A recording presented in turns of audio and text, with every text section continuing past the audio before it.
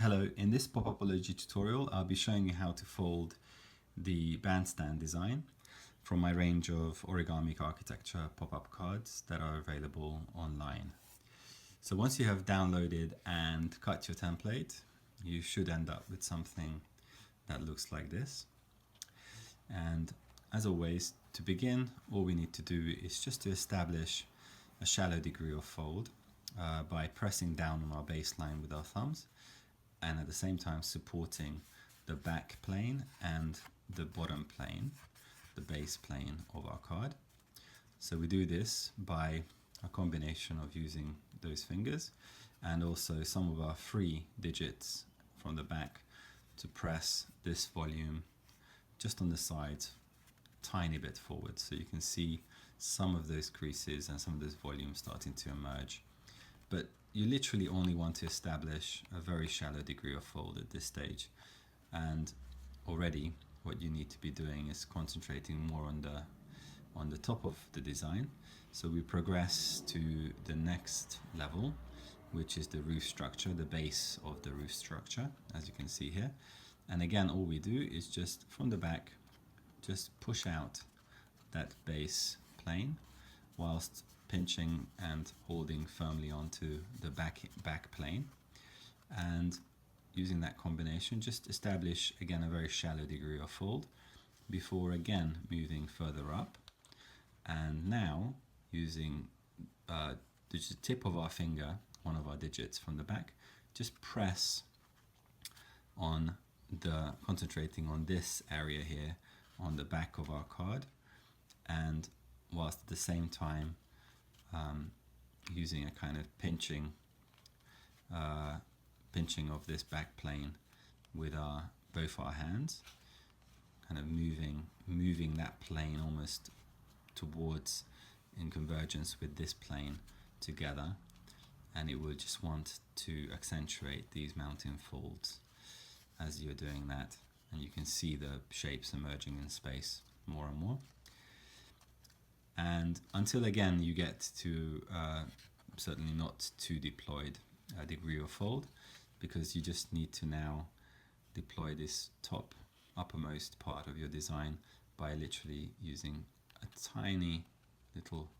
kind of push with one of your fingers, just tip of your finger. And again, now you can go back to the base layer and just further deploy those folds together. But again, just stop before you sort of go over a 90-degree fold, and you will now need to concentrate and catch up with the folding on the bottom section. So again, all you need to do is just bring your thumbs down and secure the base plane of your card by a gentle pinch, and with the rest of your fingers from the back just press forward. Sometimes it helps to kind of stroke the page or the paper along these valley folds, and you will see if you're supporting it from the back, it will just want to come forwards.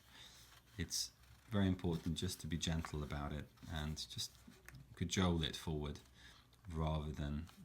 deploying any sudden kind of forceful movements. And again, you can go back to the baseline and just help this entire plane forward with just distributed pressure applied, and you can see now the whole shape is actually coming towards you and protruding further and further until you get to about almost a 90-degree stage, which you can see from the side here. And now all you need to do is just at this stage, kind of in separate kind of deployment, just increase the creases on the top section by literally pushing the base of the roof structures up while supporting the back of the card. But again, only to about that degree of fold. And then to catch up with the base of our design, you literally just need to kind of pinch right across that base plate like so, and bring it forward without damaging any of those supporting tabs but you just want to kind of pinch it forward, and in fact you can do it from the top as well if it helps. But essentially what you want is, even with 2 fingers, just kind of start to collapse that mountain fold forward in space, and you can go along all these smaller mountain folds as well on the sides until you get to just about 90-degree fold stage, and even a slightly bit further. And then from this point on, using one hand to support your card from the back, just zoom in on certain folds as you're progressively collapsing your piece. So you just collapse your piece and you see certain things start to buckle,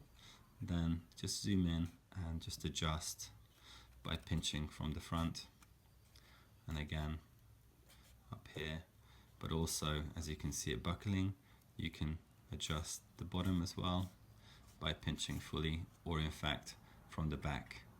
you can start to pinch those valley folds with some gentle adjustments. And at this stage you can just, when you feel there is no resistance left in the paper, just fully collapse your piece, and all that remains is to tap your card down. And when we open it up again to finish with our card, we just need to deploy the last remaining area, which is that step element in the base of our design. And this you can do by just opening out on the reverse side of your card, opening out your folds a little bit, and once you have a shallow degree of fold, just press forward and almost just go along that fold line with the tip of your finger, and once it deploys in space, just do a pinch across those 2 planes, and you just need to go quite carefully with this in order not to damage those supporting structures there. But essentially, once you have established that crease there, you can go back to your entire piece